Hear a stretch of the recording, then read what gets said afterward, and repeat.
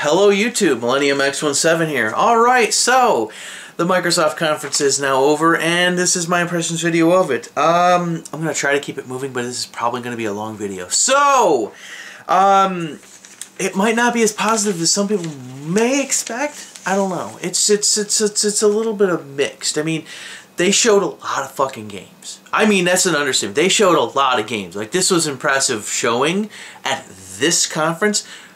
But overall, on the Xbox One, they really didn't clarify a lot of the internet's rage over certain DRM issues. I think it's been said that it's like up to the publisher's discretion whether or not you can sell your used games or loan them to friends. Or it's like they never came out and said so, and that was a big talking point with a lot of people, and they just never talked about it. So right now, as it stands, this conference was pretty much what I was expecting. A lot of games, and I can just only hope that too many people aren't super wowed by, oh my god, look how amazing some of these, because some of them do look very impressive. But, oh my god, the games are great, but you know what, dealing with DRM on what can essentially be a low-end PC without the ability to upgrade it, I mean, I don't know. It just, at this point in time, Microsoft seems to be strong, but I just don't know how the rest of the internet will react to the fact that they just didn't really, talk about the DRM issues. I mean, that's about the only point that they didn't touch on that I think they should have. They were a little weak on one, but I'll let it slide because it's close enough. We'll get to that when we get to that. So, the press conference started off with a pretty big, it was, I don't know I think it was a pre-rendered trailer. At first I thought it was a live demo, but it wasn't. Konami showed up with Kojima Productions, and they started with Metal Gear Solid 5, The Phantom Pain on Xbox One. Yeah, I figured that one out. I wasn't expecting that. That's interesting. The first time we've seen anything on Metal Gear Solid 5, this looks damn impressive. Open world, real-time weather, realistic passage of time, new different ways to play stealthily. There was a part where like Snake was on a horse, and then there was people coming on the trail that it's kind of like a desert. I think they said it was Afghanistan is where this is taking place, and all of a sudden he just sort of puts on the side of the horse, and like I don't know if that's ever been done before in a video game, but I mean it looked pretty damn impressive. They showed a lot of, even though it was a pre-rendered part of it was pre-rendered trailer, part of it looked like pre-recorded gameplay. It looks like it's pretty damn awesome, and it also looks like it's really reliant on stealth. They claimed about how there's new different ways to play. Like there was a section where they showed where he was hiding in the back of a truck as it passed, enemies and, got him into a base, I think it was. It looks impressive. Like I said, that was pretty interesting. They said that they were going to be talking about 13 next-gen games at this conference. Don Mantrick came out and said that. Yusuf Mendy came out and talked about some... Now, this was interesting. Some of you may know, some of you don't. I work at a distribution center for a national retailer. So apparently we've been shipping these and we didn't even know. Okay, so Yusuf Mendy came out and talked about some Xbox 360.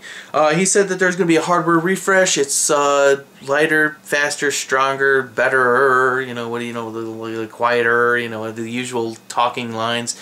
So it's smaller as well, consumes less power, the usual 9 yards. It's available right now. Figure that one out. I didn't even know.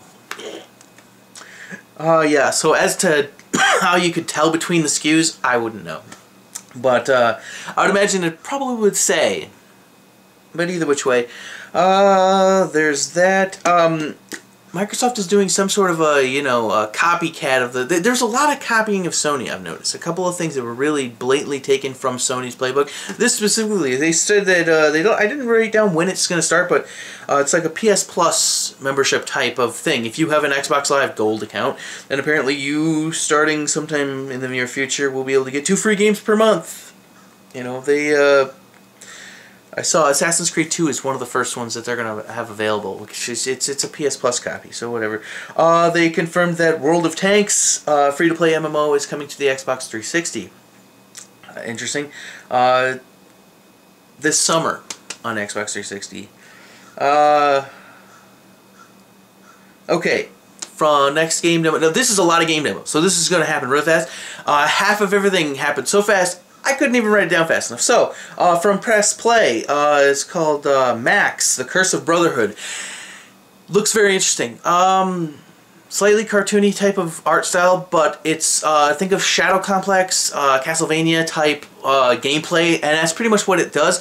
Looks very interesting. Looks like it could be a downloadable title, but all the same. That's on 360. They also confirmed that Dark Souls 2, if I could speak, it would be even better.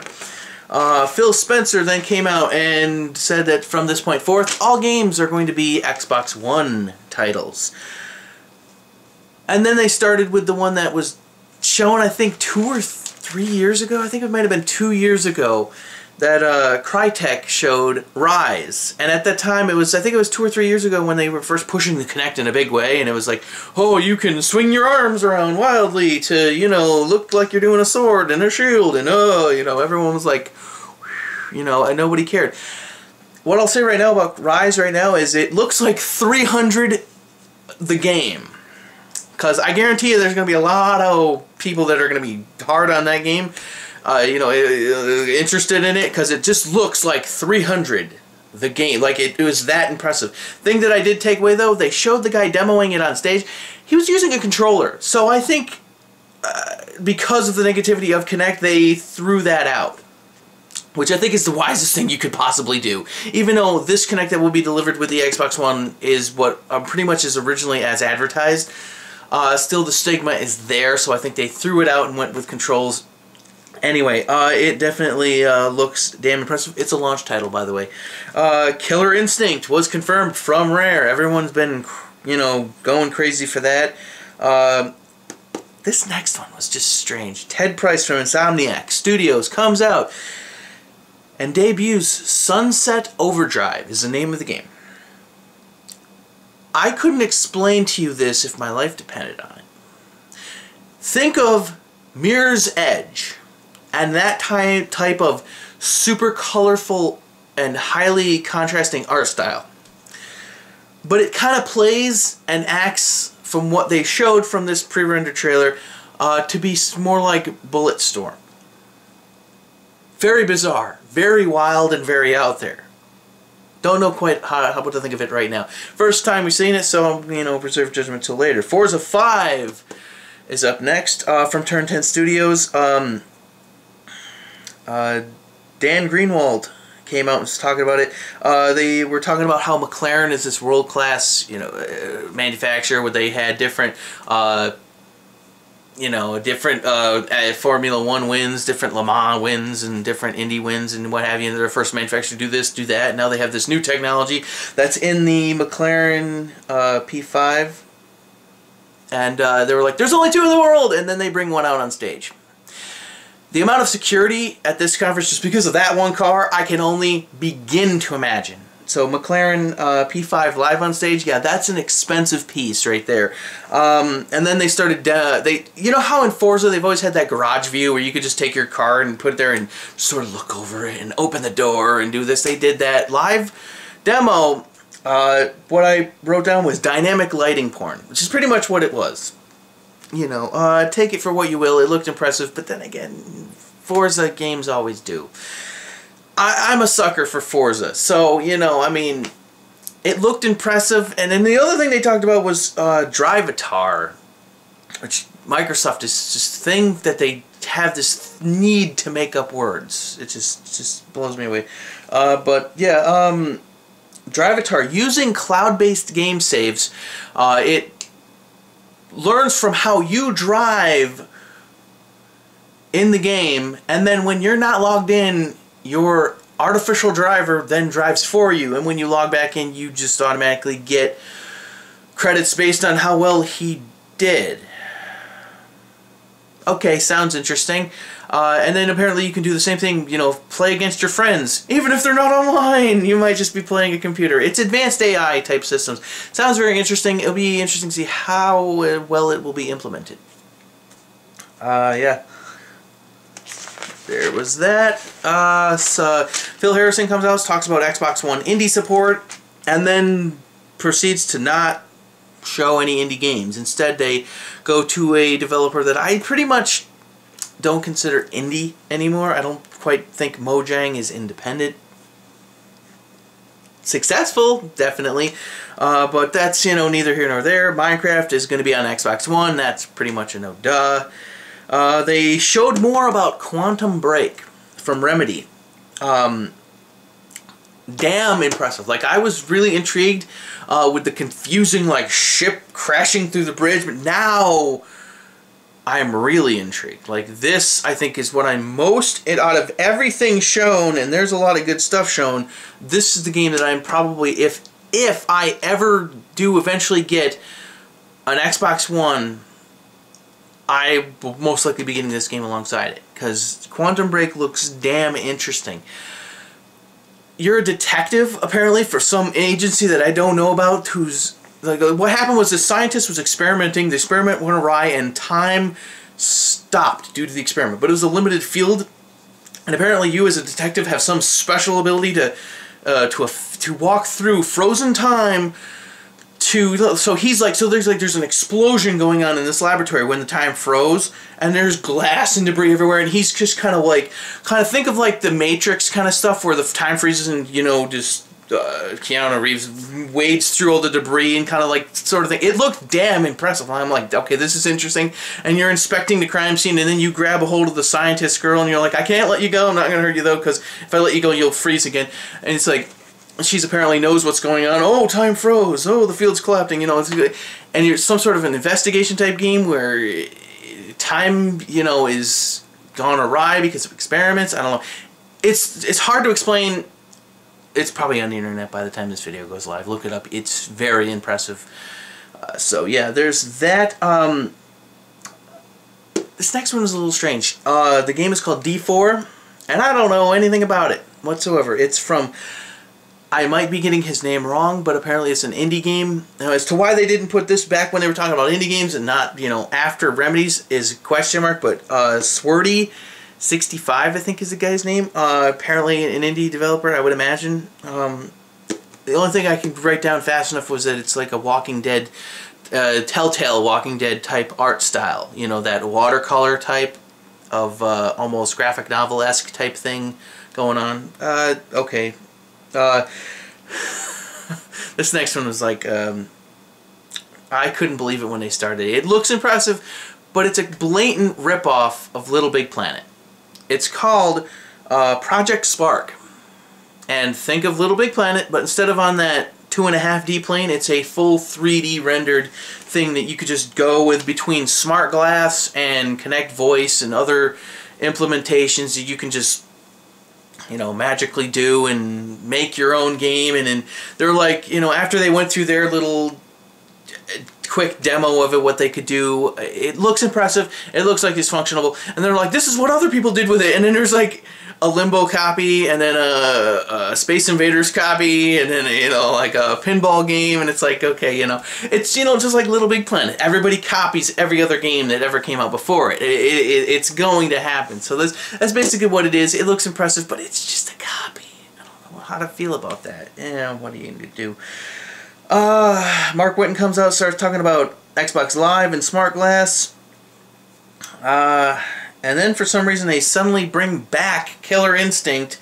They bring out the producer of the game, I think it was, and they did a live demo. Also threw in a little fact that Mad Catz at launch will have a fight stick available for the Xbox One. That's what he was using. They also debuted Upload Studio. They took this fight and they uploaded it to, I'm guessing YouTube. It's a cheap, you know, method that's already included with the console. So if somebody to this point doesn't have yet a Roxio or a Elgato or an HD PVR, still to this day, if you're interested in it and you don't for some reason have at least one of those, now it comes with the console, which is kind of, I'm guessing, Microsoft's thing in compete with Sony with that share button on the controller. It doesn't look like there's that much. They said that it records off the game DVR. Okay, great. Does that record to the cloud? Does it record to your 500 gig hard drive? I mean, they didn't say. there's so many unanswered questions surrounding that. What I'm most interested in is for how long of a duration can you record? Like I have the Roxio and the HD PVR to my computer right here. I can record all day long. I've got 6.5 terabytes of storage on my computer. I mean, I could record for a long time at full resolution and not have to worry about it. I could probably record for, I don't know how long. I honestly don't know. Longer than I can actually sit and play a game for. Let's put it that way. But there's no real way to say how long it is, how long you can play, if there's a way to actually do a let's play. They said that with the Kinect you can add commentary, but from what I could see, it was post. So post commentary really isn't my style. If I'm going to be commentating, I'm going to be doing it live. There's, I mean, but yeah, then they also confirmed that, and this is interesting, Twitch integration. Everybody thought that because Sony has Twitch integration that Microsoft's going to have, Ustream or, No, Twitch integration. So you can actually start streaming probably same sort of game DVR that they didn't really explain from the Upload Studio. Allows you to do live streaming straight from Twitch. Now, Twitch integration, they did say you could use the Kinect for voice integration, and that, obviously, since you're streaming, is live commentary. So interesting. Ustream is pretty much dead at this point. I don't think they have a partnership with anybody. So, what are you going to do? They've confirmed that Microsoft points are over and that they are going to go to whatever your local currency is. I honestly didn't really have too big of a problem with Microsoft points. I understood the conversion. The confusing point is when you start hitting with different currencies. And that's where a lot of the confusion came worldwide. So I could understand that. Then, next game up, I didn't get the developer. Same one who did Panzer Dragoon, whoever that is, that's the developer of this. Crimson Dragon. Looks interesting, but there was an audio error.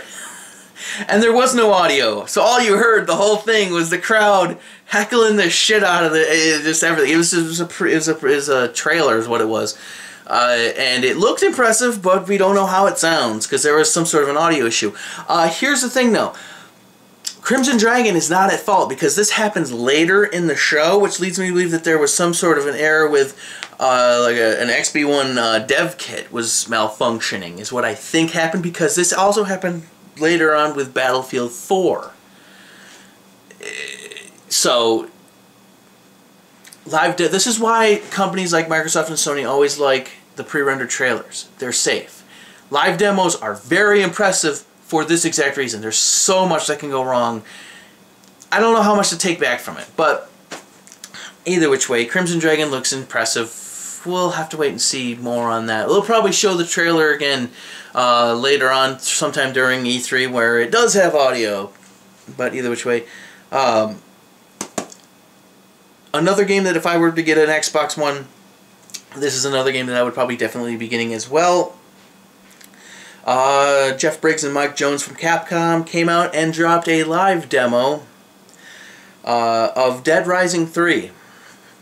Pretty awesome stuff there. Same Dead Rising type thing. It's an open world type game. It seemed to be open world, but they didn't say if it was or not. You play as Nick Ramos, which, a new character. Neither here nor there, I don't think it's that big of a deal. I did not get the name of the city that it takes place in, but it is on a city scale, which is pretty interesting. Coming this holiday, okay. John Mammis comes out from CD Projekt Red, debuting The Witcher 3, which I believe the subtitle to that is Wild Hunt, I think. I didn't write it down. I couldn't write that fast. Just so everybody knows, like, I have extremely bad handwriting, and this is as fast as I could possibly write. It's a mess, so I'm trying to decipher it as I go here. Witcher 3, open world, non-linear, looks damn impressive. Like, they were very big on a lot of their RPGs. Like, the Xbox 360 has always lacked in the RPG department, and all of a sudden they just sort of, here it comes on the Xbox One. That just a little strange, but it looked pretty damn good. Patrick Soderlund from DICE came out and did a live demo of Battlefield 4. Serious audio issues here. It failed to load at first. It went back to the dashboard. They tried to load it again, and that's when the audio issues the audio didn't load, which leads me to believe it was not the game's fault. It was probably a faulty dev unit, is what I'm guessing. It went back and forth. The crowd was heckling the shit out of him the whole time. It almost dropped the demo altogether, and then after an awkward, probably 2 solid minutes of waiting to just a generic Battlefield 4 logo, it finally ran, and it ran great. You know, it's Battlefield. What can you say? Other than the first map pack will be timed exclusive, I'd imagine, on Xbox One first. So they said first on Xbox One, which means it is a timed exclusive. Phil Spencer came out and dropped a game that I couldn't even write down who it was from fast enough, called Below. It little tiny sprite characters, kind of looked like an RPG of some sort. It happened so fast I couldn't even write down what it was. Like, they didn't really explain what it was. Black Tusk Studios brought a teaser, thing, running on Xbox One in engine, and it's like this guy rappelling down the side of a glass skyscraper type thing, and then it was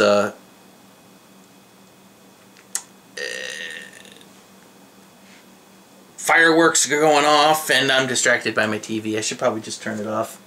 There. Fireworks going off, and he goes in, he kicks down a security guard, and that's it. Don't know if it's a game, don't know if it's a tech demo, nobody knows, nobody cares. Now this next one, I don't know how to quantify this. 343 Industries shows up with Halo. Now, at first I'm thinking Halo 5, which at that point in time I was calling bullshit on the money wagon. It still might be. It's a very strong possibility. They were like, no, we're in 2014, we're going to be bringing the Halo experience to the next generation, because now in 2014, combat will truly evolve in 2014. That's what they said from the original Halo combat. I don't know if this is a port of an old Halo game, if it's a new Halo game. I don't think it's Halo 5, though. I mean, they really didn't explain any really solid details on it. So, I don't know. Okay. Time for the main event. Xbox One will launch November 2013. My bet is November 5th, but they did not say that either which way. However, I'm still in the good read, because a lot of people were thinking the Xbox One was going to launch September 17th with Grand Theft Auto 5, and I don't think that's possible. I didn't think so. My bet was Sony was going to drop that, the PS4 on September 17th. But the big thing that they did announce, and thank you Microsoft for actually saying this, they were a little wishy-washy on, November 2013, as if it's really November 5th, or if it's any other day in November. It's going to be a Tuesday. What's the deal? At this point in time, why can't you just say so? I mean, really. But what they did say, $500 US. And I also wrote down 429 pounds in the UK. 500 is what I said. Like, I said 400 would be smart. There were some people out there who were thinking, oh, there's going to be a subsidized version for 300, and there's going to, oh no, it's going to be 400, and I'm like, 400 would be smart. But I didn't think so. 500 was my point that I thought it was going to be, and that's what it is. That's a lot of money. And I'll say right now, there's just, with so much uncertainty and with so many lacking details, it's hard to justify $500. I saw probably 3 or 4 games that they showed here that I'm really interested in. Dead Rising 3 and Quantum Break are the 2 at the top of the list. Forza 5 probably is another one. And the last one, interestingly enough, is the last game that they showed, that they ended with. They ended strong as well. Titanfall from Respawn Entertainment. It's like a standard first-person shooter type thing versus with mech combat integrated into it. Very futuristic type stuff. Vince Zampella and the other guy that came out on stage was the game lead, the lead designer of the game, which I didn't get his name, I couldn't write it fast enough, did a live multiplayer demo. Now here's the thing I don't understand about this game. Is it multiplayer only, or is there an actual single player? They didn't confirm or deny. Either which way, this does look interesting. They played a game point that can be easily described as hardpoint.